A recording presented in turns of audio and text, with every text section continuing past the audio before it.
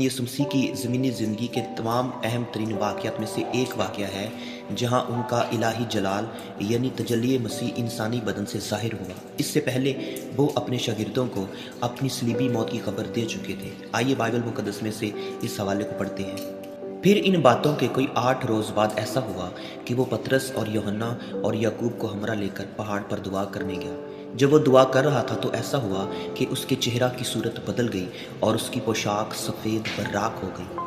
यीशु मसीह पहाड़ पर दुआ कर रहे थे और दुआ के दौरान ऐसा हुआ कि उनका चेहरा चमकने लगा, उनकी पोशाक सफ़ेद बर्राक यानी चमकदार हो गई। इसका मतलब ये है कि यीशु मसीह सिर्फ इंसान नहीं बल्कि खुदा का अज़ली बेटा और नूर मुजस्सम है। उसके चेहरे का बदल जाना, उसकी पोशाक का सफ़ेद हो जाना उसकी ज़ात अक़दस व कुदरत कामला को ज़ाहिर करता है। ये वही जलाल है जो आसमानी मुकामों पर मौजूद है और ज़मीन पर इंसानी हालत में छुपा हुआ है।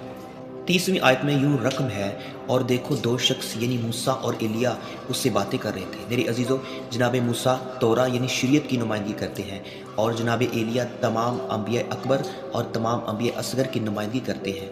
इन दोनों अंबिया अकबर का ज़ाहिर होना इस बात की तस्दीक है कि यीशु मसीह ही शरीयत और तमाम नबूवतों का मुकम्मल नुक्ता तकमील है, यानी खुदावंद यीशु मसीह ही उन तमाम बातों की तकमील है जो शरीयत और अंबिया ने पेश की थी। 31वीं आयत हमें ये बताती है कि जनाब मूसा और जनाब एलिया खुदावंद यीशु मसीह से उनकी होने वाली मसलूबियत, मौत और मुर्दों में से जी उठने के बारे में बातें कर रहे थे। ये इस बात की तस्दीक है कि खुदावंद यीशु मसीह की सलीबी मौत कोई हादसाती तौर पर नहीं बल्कि खुदा के अबदी मंसूबे का हिस्सा थी।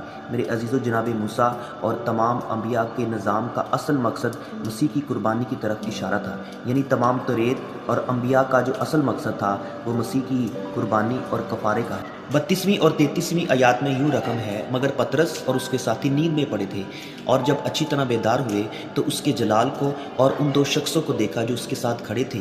जब वो उससे जुदा होने लगे तो पतरस ने यीशु से कहा, ए उस्ताद, हमारा यहाँ रहना अच्छा है, बस हम 3 डेरे बनाए, एक तेरे लिए, एक मूसा के लिए और एक एलिया के लिए। लेकिन वो जानता ना था कि क्या कहता है। जनाब पतरस रसूल इस रूहानी तजर्बे को यहीं रोक लेना चाहता था। वो इस रूहानी हालत को कायम रखना चाहता था, यानी वो खुदा की बादशाही को ज़मीन पर फौरी तौर पर चाहता था कि कायम हो जाए, मगर वो मसीह की मसलूबियत को नज़रअंदाज कर रहा था। लेकिन मसीह खुदावंद का मकसद पहाड़ पर रहना या अभी ज़मीन पर बादशाही कायम करना नहीं बल्कि सलीब की तरफ जाना ज़रूर था। 34वीं और 35वीं आयत में यूँ रकम है, वो ये कहता ही था, यानी पतरस ये कह ही रहा था कि बादल ने आकर उन पर साया कर लिया, और जब वो बादल में घिरने लगे तो डर गए और बादल में से एक आवाज़ आई कि ये मेरा बरगुज़ीदा बेटा है, इसकी सुनो। खुदा की तरफ से ये खूबसूरत हकीकत यीशु मसीह की अलूहियत और खुदा के साथ उनके मुनफरद ताल्लुक़ की तस्दीक है। ये मेरा बरगुज़ीदा बेटा है, यानी जिसे मैंने पसंद किया है। मेरे अजीज़ों, खुदा ने वाज़ह कर दिया कि अब शरीयत और अंबिया के बाद मसीह ही वो हतमी कलाम है जिसकी पैरवी लाजिम है, यानी असल हुक्म ये है कि अब यीशु की सुनो। ये आवाज़ आते ही यीशु अकेला दिखाई दिया और वो चुप रहे और जो कुछ देखा था उन दिनों में किसी को उनकी कुछ खबर ना दी। लूका तबीब की मार्फत मसीह खुदाउन की ज़िंदगी बख्श अंजील का 9वां बाब और उसकी 28वीं तक 36वीं आयत का हवाला कलाम मुक़द्दस में से तलावत किया गया। आवाज़ के बाद यीशु मसीह अकेला रह गया। बादल छटने के बाद यीशु मसीह ही नज़र आया। अंबिया और शरीयत पीछे हट गई और मसीह खुदावंद मरकज़ बन गया। शागिर्द उस वक्त चुप रहे और जो कुछ देखा था उसका जिक्र किसी से ना किया ता वक्त ये कि मसीह खुदावंद मुर्दों में से जी ना उठे, क्योंकि वो इस भेद को अभी तक पूरे तौर पर समझे ना थे। ये वाक़या साबित करता है कि मसीह खुदावंद दुख उठाने वाला खादम होने के साथ साथ खुदा का अज़ली बेटा, नूर मुजस्सम और कायनात का बादशाह है। जनाब मूसा और एलिया का ज़ाहिर होना और बातें करना इस बात की तस्दीक है कि मसीह खुदावंद का सलीबी मौत मरना कोई हादसाती तौर पर नहीं बल्कि खुदा का अज़ली मंसूबा था कि इंसानों के कफ़ारा के लिए एक बेऐब बर्रा कुर्बान हो।